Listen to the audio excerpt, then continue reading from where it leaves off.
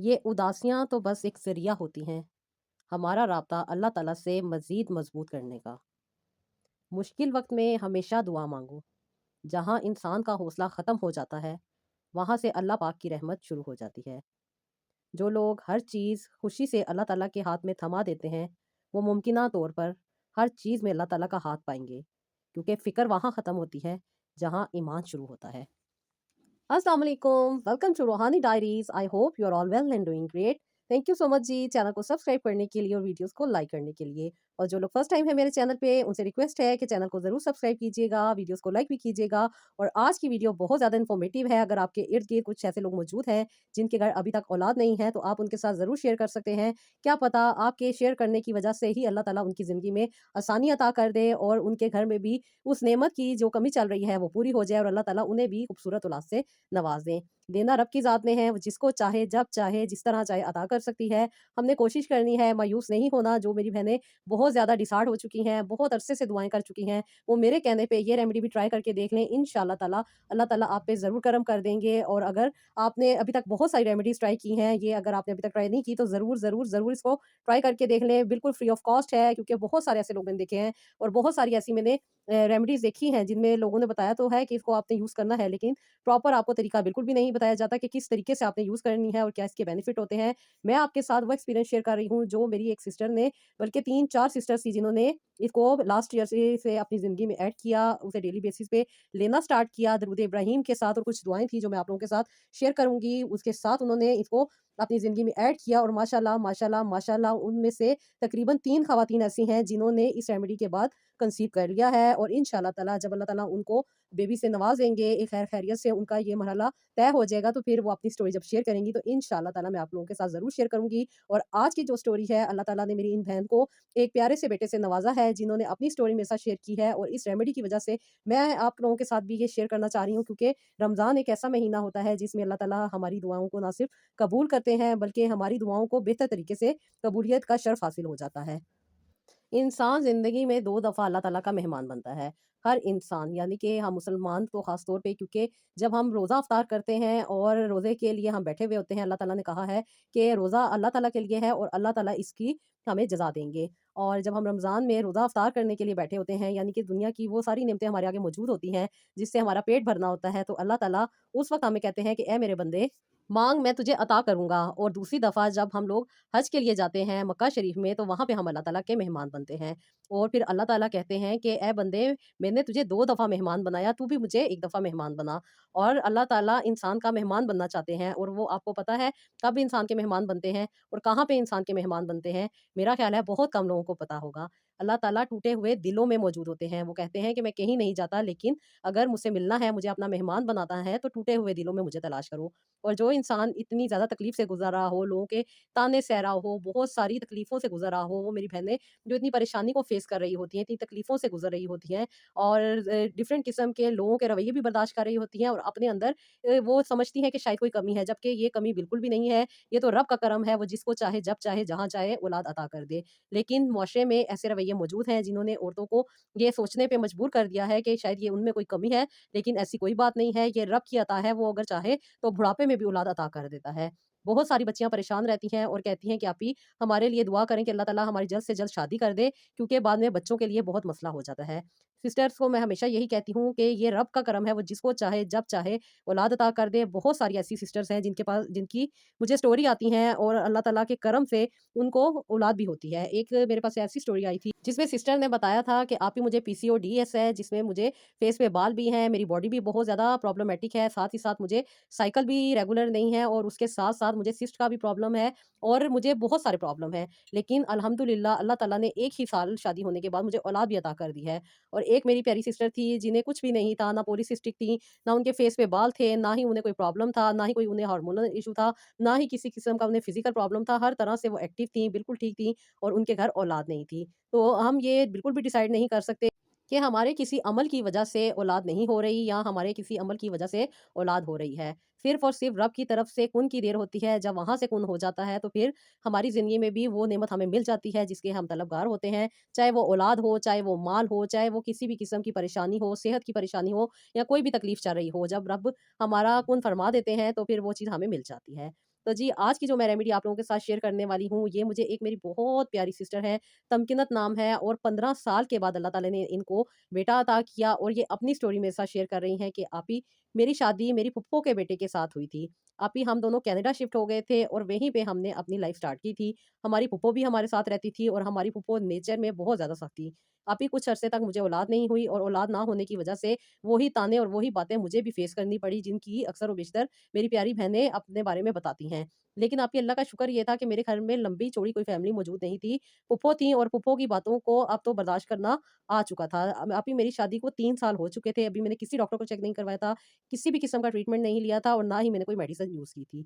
लेकिन मेरी सास यानी कि मेरी फूफो हमेशा मुझे यही कहती थी कि तुम्हें डॉक्टर के पास जाना चाहिए, अपना चेकअप करवाना चाहिए, अपना ट्रीटमेंट करवाना चाहिए ताकि जल्द से जल्द बेबी हो जाए। हम लोग यहाँ पे बहुत छोटी फैमिली है लेकिन वो चाहती थी कि जल्द से जल्द उनकी फैमिली में इज़ाफ़ा हो और उनके घर में जो बच्चे हैं वो आ जाएँ। लेकिन अभी ये मेरे इख्तियार की तो बात नहीं थी, मैं तो सिर्फ़ और सिर्फ़ अल्लाह ताला से दुआ कर सकती थी, बाकी मेरे बस में कुछ भी नहीं था। अभी मैं इस तकलीफ़ से गुज़र रही थी, इसी दौरान अभी मेरे हस्बैंड भी अपना ट्रीटमेंट करवा रहे थे, लेकिन अभी ये मुझे नहीं बता रहे थे कि किस चीज़ का ट्रीटमेंट करवाते हैं। वक़्तन-फ़वक़्तन ये मेडिसिन यूज़ करते थे, बहुत सारे ये गायनेकोलॉजिस्ट को दिखा चुके थे और इन्होंने बहुत सारे एंडोक्रिनोलॉजिस्ट को भी दिखाया हुआ था क्योंकि अभी एक दफ़ा मैं अलमारी साफ़ कर रही थी, तो वहाँ पे मुझे बहुत सारे ऐसे डॉक्यूमेंट मिले जिनको मुझे पढ़ने के बाद पता चला कि ये बहुत ज़्यादा ट्रीटमेंट ले चुके हैं और कुछ ट्रीटमेंट भी ले रहे हैं। अभी मुझे नहीं पता था ये किस चीज़ के ट्रीटमेंट है। जब मैंने इनसे पूछा तो इन्होंने बहुत ज़्यादा गुस्सा किया और मुझे बहुत ज़्यादा शाउट करने लग गए, जिसकी वज़ह से अभी मैं डर गई, काफ़ी ज़्यादा डिप्रेस हो गई और मैंने इनसे दोबारा इस टॉपिक पे बात नहीं की। लेकिन मैंने फूफो से पूछा और फूफो से कोशिश की कि शायद वो मुझे गाइड कर सकें, लेकिन फूफो भी इस मामले में कुछ नहीं जानती थी। उन्होंने मुझे कहा उसका पर्सनल मामला है, मुझे तो कुछ नहीं पता और ना ही मैंने कभी इसे देखा है कि इसे कोई प्रॉब्लम थी या कोई इसके साथ मसला चल रहा था। फूफो ने भी इस बात को इस तरीके से वाइंड अप कर दिया और दोबारा मैंने भी इस बारे में इनसे कभी नहीं पूछा। फिर अभी शादी के 3 साल के बाद मैं डॉक्टर के पास गई, डॉक्टर ने मेरा प्रॉपर चेकअप किया। मुझे कुछ इन्फेक्शंस थे जिसकी वजह से डॉक्टर ने मुझे कुछ मेडिसिन प्रिस्क्राइब की जिसकी वजह से अभी मुझे बहुत ज़्यादा इचिंग रहती थी और ख़ास तौर पे कॉन्टैक्ट के बाद मुझे बहुत ज़्यादा प्रॉब्लम हो जाती थी, जिसकी वजह से मुझे दिल ही नहीं चाहता था कि मैं अपने हस्बैंड की ड्यूटी परफ़ॉर्म कर सकूँ। इसलिए आप ही मैं बस टाइम गुज़ार रही थी और अल्लाह ताला से यही दुआ करती थी कि अल्लाह ताला मुझे जल्द से जल्द औलाद अता कर दे। अभी डॉक्टर के पास जाने के बाद मुझे पता चला कि कुछ इन्फेक्शंस थे जो मुझे मेरे हस्बैंड से आ रहे थे और इसी वजह से मुझे काफ़ी ज़्यादा प्रॉब्लम का सामना करना पड़ रहा था। इसलिए अभी कुछ मेडिसिन दी डॉक्टर ने, कुछ महीने के लिए उन्होंने रेस्ट बताया और कुछ प्रिकॉशंस बताई जिसकी वजह से अभी हमने इस पे प्रॉपर अमल किया। अब अभी डॉक्टर ने इसके बाद मुझे कंसीव करने के लिए ट्रीटमेंट देना था और इसके लिए मेरे हस्बैंड का मेरे साथ होना बहुत ज़रूरी था। मैंने अपने हस्बैंड को बताया तो मेरे हस्बैंड नाराज़ हो गए और उन्होंने कहा कि तुम अपना ट्रीटमेंट करवाओ, तुम परफेक्ट हो जाओ, मैं बिल्कुल परफेक्ट हूँ, मुझ में कोई कमी नहीं है, किसी भी किस्म का मुझे प्रॉब्लम नहीं है। मैं वैसे भी अपना एक ट्रीटमेंट करवाता हूँ क्योंकि मुझे कुछ प्रॉब्लम थी, जिसकी वजह से मैंने कुछ मेडिसिन यूज़ की हुई हैं। अब मैं बिल्कुल ठीक हूँ, तुम अपना ट्रीटमेंट करवाओ, अगर अगर औलाद होनी होगी तो हो जाएगी। अभी जब मैंने इनकी बातें सुनी तो मैं काफ़ी ज़्यादा घबरा गई कि पता नहीं ये किस चीज़ का ट्रीटमेंट करवा रहे हैं क्योंकि कुछ अर्सा पहले मैंने कुछ डॉक्यूमेंट्स देखे थे और जब मैंने इनसे पूछा था तो ये गुस्सा करने लग गए थे और फिर अब ये मुझे बता रहे थे कि इन्होंने ट्रीटमेंट करवाया है। जब मैंने ये बात सुनी तो मैंने अपनी फूफो से पूछा कि क्या वजह है, ये क्या चीज़ें हैं? तो फूफो ने भी खामोशी इख्तियार कर ली और मुझे कुछ नहीं बताया। मैं खामोश हो गई और अभी फिर मैंने वही मेडिसिन खाई और कुछ दिन के बाद मैंने डॉक्टर के पास जाना था। जब मैं डॉक्टर के पास गई तो डॉक्टर को मैंने अपनी वो टेस्ट की रिपोर्ट्स भी दिखाई और उसके बाद अभी उन्होंने मुझे मेडिसिन स्टॉप करने के लिए कहा क्योंकि मुझमें जो प्रॉब्लम आ रहा था वो ठीक हो चुका था, वो इन्फेक्शन खत्म हो चुका था और अब उन्होंने मुझे कंसीव करने के लिए मेडिसिन देनी थी। डॉक्टर ने मेरा प्रॉपर चेकअप किया और चेकअप करने के बाद उन्होंने मुझे फर्टिलिटी की मेडिसिन दी, जो कि अभी मुझे कुछ डेज़ यूज़ करनी थी और उसके बाद अपने हस्बैंड के साथ कॉन्टैक्ट बनाना था और उसके बाद मुझे ये सारी चीज़ें डॉक्टर को बतानी थी ताकि वो मुझे फर्दर मेडिसिन प्रिस्क्राइब कर सकें। लेकिन अभी जब डॉक्टर ने मुझे कहा कि अपने हस्बैंड के साथ आना और अपने हस्बैंड की रिपोर्ट्स भी लेकर आना, तो मैंने जब हस्बैंड से बात की तो वो साफ इनकार कर दिया कि वो बिल्कुल परफेक्ट है और वो नहीं टेस्ट करवाएँगे। मैंने ये बात जब अपनी डॉक्टर को बताई तो उन्होंने कहा अच्छा चलें वो अगर टेस्ट नहीं करवाते तो आप उनके साथ कॉन्टैक्ट के बाद यहाँ आइएगा, हम आपका टेस्ट यहीं पे कर लेंगे। अभी ये प्रोसीजर के बाद जब मैं डॉक्टर के पास गई तो डॉक्टर ने मेरे हस्बैंड का टेस्ट किया जिसकी वजह से अभी वो सारी चीज़ें सामने आ गई जिनकी वजह से मेरे हस्बैंड टेस्ट नहीं करवाना चाहते थे। एक तो मेरे हस्बैंड को बहुत ज़्यादा पल्स सेल्स से और उनके सीमन में अभी बहुत ज़्यादा प्रॉब्लम था जिसकी वजह से वो बाप नहीं बन सकते थे। यानी कि इन्फेक्शन भी था, मोर्टेलिटी भी कम थी और साथ ही साथ उनकी जो एक्टिव मोर्टेलिटी थी वो बिल्कुल 0.001% थी। और आप ही डॉक्टर कहते थे कि अगर ये प्रॉपर्ली मेडिसिन लेंगे तो ये ठीक हो जाएँगे, वरना इसकी वजह से ये आपको भी इन्फेक्टेड र कर देंगे, जिसकी वजह से आपको और भी ज़्यादा प्रॉब्लम हो सकता है। अभी जब मैंने ये बात सुनी तो मैं काफ़ी ज़्यादा डर गई, और अब मुझे अपने हस्बैंड के साथ रिलेशन रखने में डर ही लगता था कि इनकी वजह से मैं भी इन्फेक्टेड हो जाऊँगी। और मैं कोशिश करती थी कि अपने आप को सेफ रखूँ, क्योंकि डॉक्टर ने मुझे बताया था कि अगर ये चीज़ें इसी तरीके चलती रहीं तो मैं बहुत ज़्यादा प्रॉब्लम में आ सकती हूँ, और इसके बाद फिर बहुत बड़ा मसला भी बन सकता है। इसलिए आप ही मैं बहुत ज़्यादा डर गई, और जब मैंने अपनी सास को ये सारी बातें बताई तो सास ने भी अपने बेटे को समझाया, लेकिन मेरे हस्बैंड पता नहीं किस दौर के इंसान थे, और बात तो समझने की ज़हमत ही नहीं कर रहे थे। एक ज़िद्दी इंसान बने हुए थे और कहते थे कि औलाद होनी होगी तो हो जाएगी, तुम किन चक्रों में पड़ी हुई हो और किस चीज़ का तुम्हें प्रॉब्लम है। अभी तुम्हारी शादी को 3 साल हुए हैं और तुम्हें इतनी ज़्यादा प्रॉब्लम हो रही है। अभी वो क्या जाने कि मेरे दिल पे क्या गुज़रती थी, लोगों के जवाब तो मैं देती थी। जब भी पाकिस्तान से कॉल आती थी, हर कोई यानी कि मेरे सारे रिश्तेदार, कभी मेरी खाला, कभी मेरी मामियाँ और कभी इनकी ताइयाँ, चचियाँ मुझसे यही सवाल पूछा करती थी कि कब नई खुशखबरी सुना रही हो, और ना सुनाने पे डिफरेंट किस्म के टोटके, डिफरेंट किस्म की बातें और डिफरेंट किस्म के मशवरे सुनने को मिल जाते थे, जो मैं अपनी ज़िंदगी में ऐड भी कर लिया करती थी। लेकिन जब से मुझे पता चला कि मुझे कोई प्रॉब्लम नहीं है, बल्कि कोई ही ख़ास किस्म के इन्फेक्शंस हैं, जिनकी वज़ह से मुझे बार-बार बहुत ज़्यादा प्रॉब्लम हो रहा है। तो आप ही मैंने जब अपनी सास को ये सारी बातें बता दी, तो उसके बाद मेरी सास ने भी मुझे यही कहा कि बेटा अपनी केयर करो, क्योंकि अगर तुम ठीक होगी तो घर भी सही चलेगा, और तुम अगर बीमार हो जाओगी तो फिर घर भी नहीं चल पाएगा।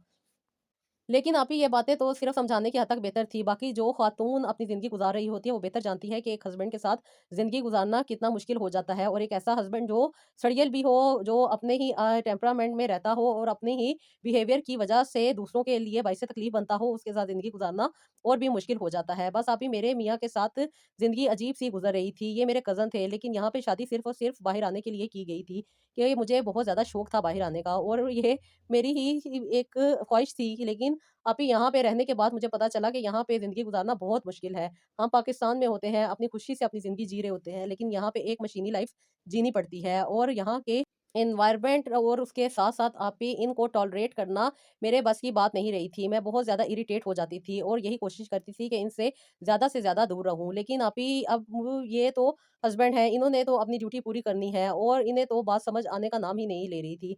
मैं बहुत ज़्यादा परेशान थी, अल्लाह ताला से दुआएँ करती थी, और अभी बहुत ज़्यादा अल्लाह ताला से दुआएँ करने के बाद मुझे कुछ हद तक सुकून मिल जाया करता था। लेकिन अभी हस्बैंड वाइफ़ का तो एक रिलेशन चलना है, लेकिन कौन समझे और कौन समझाए, ये तो बस अल्लाह ताला ही हैं जो हिदायत दे। अभी मैंने इनसे कह दिया था कि अगर ये मेरी बात नहीं मानेंगे और डॉक्टर के पास नहीं जाएँगे और अपना प्रॉपर ट्रीटमेंट नहीं लेंगे, तो फिर मैं पाकिस्तान चली जाऊँगी और इनके साथ नहीं रहूँगी। अभी इन्हें मुझसे मोहब्बत तो थी, लेकिन इनकी शो करने में कमी थी, जिसकी वजह से आप ही इन्हें शायद मेरी ये बात समझ आ गई। बाकी ये कहूँ कि मैंने अल्लाह ताला से दुआएँ माँगनी शुरू की थी, कुछ तस्बीहात अपनी ज़िंदगी में ऐड की हुई थी, और फूफो ने मुझे बहुत ज़्यादा अच्छे तरीके से गाइड किया था कि इंसान अपने दुःख, दर्द, तकलीफ़ अल्लाह ताला से बयान करे तो अल्लाह ताला करम कर देते हैं। फिर आप ही अल्लाह ताला ने रहम कर दिया। मैंने आप ही उसी तरीके से जिस तरह फूफो ने मुझे तस्बीहात भी बताई थी और तहज्जुद की नमाज़ का भी बताया था, मैंने आप ही रेगुलर बेसिस पे करना शुरू कर दिया, और दुआएँ अल्लाह ताला से करती थी, जिसकी वजह से आप ही इनके दिल में रहम आ गया, और इन्होंने मेरी बात को एक्सेप्ट कर लिया, और मेरे साथ ये डॉक्टर के पास चले ही आए। आप ही डॉक्टर ने इनको मेडिसिन दी, और दोबारा 1 महीने के बाद इनका टेस्ट मँगवाया। आप ही जब इन्होंने मेडिसिन स्टार्ट की, तो मेडिसिन खाने के बाद इनका स्टमक अपसेट हो जाता था, और ये मेडिसिन खाना छोड़ देते थे। फिर मैं इन्हें के बहुत ज़्यादा मोटिवेट करती थी, बहुत ज़्यादा इनको बताती थी कि अपना ख़्याल रखें, और इनकी बहुत ज़्यादा हेल्प किया करती थी, जिसकी वजह से आप ही इन्होंने मेडिसिन को कंटिन्यू किया, और फिर टेस्ट करवाया और डॉक्टर के पास गए। जब डॉक्टर ने टेस्ट देखा, तो आप ही टेस्ट 20% ठीक था, लेकिन इसके बावजूद भी अभी भी इन्हें मेडिसिन की ज़रूरत थी। डॉक्टर ने 6 मंथ के लिए कुछ मेडिसिन लिख के दी, और कहा कि प्रॉपर इन्होंने उन्हें यूज़ करना है, और ये भी बताया था कि क्या-क्या प्रिकॉशन करनी है।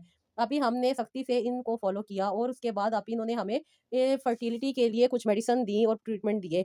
अभी ये ट्रीटमेंट करवाने के बाद तकरीबन 9 महीने हमने ये ट्रीटमेंट करवाया, और 10वें महीने मैंने कंसीव कर लिया। बस अब ये मेरे लिए खुशी का वो लम्हा था, जिसके लिए आज तक मैं तरसी थी। अभी मेरी शादी को 11 साल हो चुके थे, और 11 साल के बाद मैंने कंसीव किया था। बहुत ट्रीटमेंट करवाया, बहुत इलाज करवाया, बहुत सारी मेडिसिन खाई, लेकिन कोई फ़ायदा नहीं हो रहा था। डिफरेंट ट्रीटमेंट्स होते थे, और डिफरेंट ट्रीटमेंट्स होने की वजह से कभी मेरे मूड स्विंग्स और कभी मेरे हस्बैंड के मूड स्विंग्स, कभी उनका टेम्परामेंट मेरे साथ मैच नहीं करता था, और कभी मेरा, और कभी-कभी हमें एक-दूसरे को टॉलरेट करना भी बहुत ज़्यादा मुश्किल हो जाता था। अब इसी तरह हमारी ज़िंदगी के 11 साल गुज़र गए, और 11 साल के बाद अब जाके मैंने कंसीव किया था।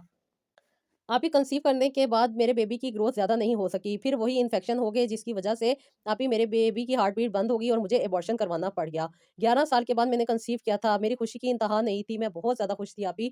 लेकिन होता वही है जो रब को मंज़ूर होता है। 11 साल के बाद मेरा ये एबॉर्शन हो जाना मुझे और भी ज़्यादा एंग्ज़ायटी और स्ट्रेस में डाल गया और आप ही मैं बहुत ज़्यादा वीक हो गई थी जिसकी वज़ह एक तो स्ट्रेस था, दूसरा कॉर्टिसोल लेवल बहुत ज़्यादा हाई था। अब फिर डॉक्टर ने मुझे ट्रीटमेंट दिया और मेरे हस्बैंड को ट्रीटमेंट देना स्टार्ट कर दिया क्योंकि अभी मेरे हस्बैंड को बहुत पहले यानी कि शादी से कुछ अर्सा पहले बहुत ज़्यादा बुरा एक्सीडेंट हुआ था। ये एक्सीडेंट कुछ लड़कों के साथ लड़ाई की वज़ह से हुआ था और इन लड़कों ने इनको बहुत ज़्यादा डैमेज कर दिया था, जिसकी वज़ह से अभी इन्होंने काफ़ी ट्रीटमेंट लिए थे और पल्स सेल्स बहुत ज़्यादा एक्टिव थे और इन्हें बार-बार इन्फेक्शन हो जाया करते थे, जिसकी वज़ह से ये इन्फेक्शन मुझ में ट्रांसमिट हो जाते थे और फिर मुझे भी बहुत ज़्यादा प्रॉब्लम का सामना करना पड़ता था और इनके वज़ह से मुझे बहुत ज़्यादा इरिटेशन रहती थी और यही चीज़ें डॉक्टर्स हमारी ट्रीट कर रहे थे। अभी इन सारी चीज़ों के बाद जब मैंने कंसीव किया दोबारा मुझे इन्फेक्शन हो गया और इन्फेक्शन हो जाने की वज़ह से एबॉर्शन हो गया और एबॉर्शन होने के बाद मेरी हालत पहले से भी ज़्यादा ख़राब हो गई। स्ट्रेस लेवल और कॉर्टिसोल ने मुझे बहुत ज़्यादा डैमेज कर दिया था। बहुत ज़्यादा प्रॉब्लम चल रही थी। बस मैंने ये सोच लिया कि मैंने अब इनके साथ नहीं रहना बल्कि पाकिस्तान आ जाना है। अभी मैंने इन्हें कहा कि मैं और आप एक-दूसरे की सिर्फ़ ज़िंदगी ख़राब कर रहे हैं। एक-दूसरे के साथ सिंसियर नहीं है। एक-दूसरे के साथ इतना टाइम हमने स्पेंड कर लिया लेकिन एक-दूसरे को समझ नहीं सके। इसलिए आप ही मैंने इन्हें छोड़ने का फ़ैसला कर लिया और मैं अपने टिकट और अपनी ही चीज़ें लेके पाकिस्तान आ गई। आप ही मेरे पाकिस्तान आने पे ये बहुत ज़्यादा परेशान हुए। कुछ ही दिनों के बाद ये भी पाकिस्तान आ गए और इन्होंने मेरे पेरेंट्स को समझाया कि वो मेरे बगैर नहीं रह सकते। लेकिन आप ही मैं इन्हें हमेशा यही समझाती थी कि अपना ख्याल रखें, मेडिसिन रेगुलर बेसिस पे खाएँ, अपने ट्रीटमेंट पे तवज्जो दें। लेकिन पता नहीं क्या था कि हमारी ज़िंदगी में ये प्रॉब्लम रहनी थी। बस इसी वज़ह से आप ही हम दोनों एक-दूसरे से दूर होते जा रहे थे। दिलों में नफ़रतें बढ़ती जा रही और रास्ते जुदा करने का सोच लिया था। लेकिन आप ही अब पता नहीं कौन-सी दुआ थी या क्या कहूँ बस ये ही हमें सेपरेट नहीं होने दे रही थी। इसलिए जब हम पाकिस्तान आए तो अभी यहाँ पे भी हमें एक डॉक्टर का विज़िट करना था। जब कि ये मेरे साथ डॉक्टर के पास नहीं जानते थे। लेकिन अब इन्होंने भी एक्सेप्ट कर लिया कि इन्हें रेगुलर बेसिस पे मेडिसिन खानी है, अपना ट्रीटमेंट करवाना है और जिस तरह डॉक्टर बता रहे हैं उसी तरह लेके चलेंगे। अभी ये भी मेरे साथ पाकिस्तान में रहे और इन 6 महीनों में हमने यहाँ पे अपना ट्रीटमेंट करवाया और अभी यही अल्लाह ताला से दुआ की कि अल्लाह ताला मुझे जल्द से जल्द साहिब औलाद कर दे। लेकिन अभी इस दौरान भी मैं कंसीव नहीं कर पाई और डॉक्टर ने बहुत सारी मेडिसिन, इंजेक्शन और बहुत सारे ट्रीटमेंट दिए और अब इन्होंने हमें आईवीएफ के लिए कह दिया था। अभी मैंने यही सोचा था कि अगर इन्होंने मेरी बात नहीं मानी तो फिर मैं आईवीएफ ही करवा लूँगी। लेकिन अभी ये ऐसे ज़िद्दी थे कि पहले मेरे साथ बात एक्सेप्ट कर लेते थे, मान लेते थे और फिर एकदम से ऐसे चेंज हो जाते थे कि जैसे ये मुझे जानते ही नहीं। पता नहीं कौन-सा जिन इनके अंदर मौजूद था जो इन्हें तंग कर देता था और इनकी इस बदले रवैये की वज़ह से मैं इनको पहचान ही नहीं पाती थी। जिसकी वज़ह से मैंने ये स्टेप उठाया था कि मैं इनको छोड़ दूँगी। लेकिन ये मेरे पीछे-पीछे पाकिस्तान आ गए और फिर मुझे यहाँ से लेकर वापस से हम लोग लंदन आ गए। यहीं पे रहे और आप ही इतनी ही चीज़ें, इतने मेडिसिन, इतनी ट्रीटमेंट करवाने के बाद इनफैक्ट हमने आईवीएफ भी करवा लिया, लेकिन आप ही कंसीव नहीं हो सका। इन 4 सालों में हमने बहुत सारे ट्रीटमेंट करवाए, बहुत सारी चीज़ें ली, बहुत सारी मेडिसिन ली, लेकिन आप ही कोई फ़र्क नहीं पड़ रहा था। लास्ट रमज़ान में आप ही जब मैंने आपकी वीडियो देखी क्योंकि मैं पाकिस्तान आई हुई थी और मेरी सिस्टर आपके रेगुलर बेसिस पे वीडियोज़ वॉच करती थी। और आप ही वो चाहती थी कि उनको उनकी पसंद के हस्बैंड मिल जाएँ क्योंकि मेरी वज़ह से वो पहले ही बहुत ज़्यादा डरी हुई थी, इसलिए आप ही वो वज़ाइफ़ कर रही थी जो आपने उन्हें बताए थे।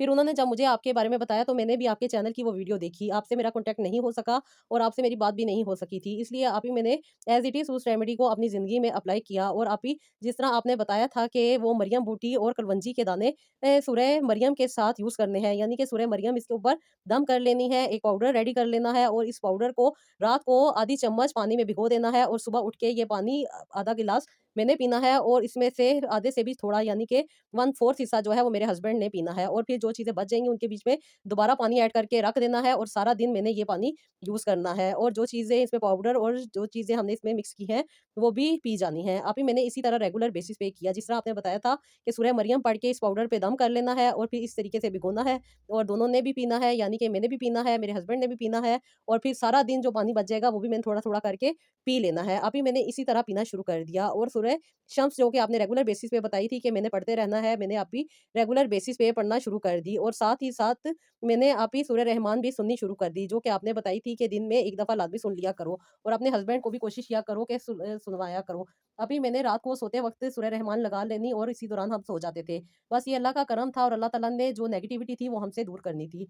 फिर अभी 1 महीना तो मैंने ये ट्रीटमेंट किया लेकिन कुछ फ़र्क नहीं पड़ रहा था। फिर आप ही आपने मुझे बताया कि मुझे एक और रेमेडी ऐड करनी है। मैंने आप ही वही रेमेडी भी इसके साथ स्टार्ट कर दी। जैसे कि आपने बताया था जो मेरी प्रॉब्लम थी, उसके अकॉर्डिंग कि मुझे थोड़ी-सी अजवाइन के साथ काली मिर्च लेनी है और इसके ऊपर मुझे दरूद इब्राहीम 111 बार पढ़ना है। इसको भी दम कर लेना है और इसकी एक चुटकी खाने के बाद खानी है। आप ही वो जो मुझे फिज़िकली प्रॉब्लम हो रहा था, इसको खाने के बाद वो ख़त्म हो गया और जैसे आपने बताया था वो एंज़ाइम इंसान की बॉडी में डेवलप हो जाते हैं, जो बेबी को कैरी करते हैं और बेबी को ग्रोथ देते हैं। आप ही इसके खाने से मुझे बहुत ज़्यादा फ़ायदा हो गया और अल्लाह के करम से साढ़े 7 महीने में ये रेमेडीज़ यूज़ की और साथ ही साथ ये वज़ाइफ़ और ये जो सूरतें आपने मुझे बताई थी, वो भी मैंने पढ़ी। अभी सबसे बड़ी बात ये थी कि मैं रेगुलर बेसिस पे नहीं पढ़ पाती थी, इसलिए आपने मुझे कहा था कि दम करके रख लो, जब ये ख़त्म होने वाली हो, तो इसके बीच में और ऐड कर लेना और इसे इसी तरीके से यूज़ करना। मैंने अभी रेगुलर बेसिस पे 7 मंथ ये ट्रीटमेंट लिया। और फिर अल्लाह के करम से आप ही मुझ पे अल्लाह ताला ने करम कर ही दिया और अल्लाह ताला के करम से मुझे अल्लाह ताला ने एक प्यारे से बेटे से नवाज़ा। आप ही अल्लाह का शुक्र ये है कि ये बेटा हमारा सेहतमंद है क्योंकि इतने ज़्यादा मेडिसिन और इतने ज़्यादा ट्रीटमेंट करवाने के बाद मुझे बहुत ज़्यादा डर था कि कहीं कोई डिफेक्ट ना हो। लेकिन ये अल्लाह का करम था कि बगैर मेडिसिन के और बगैर किसी ट्रीटमेंट के अल्लाह ताला ने मुझे एक बहुत प्यारा बेटा अता कर दिया।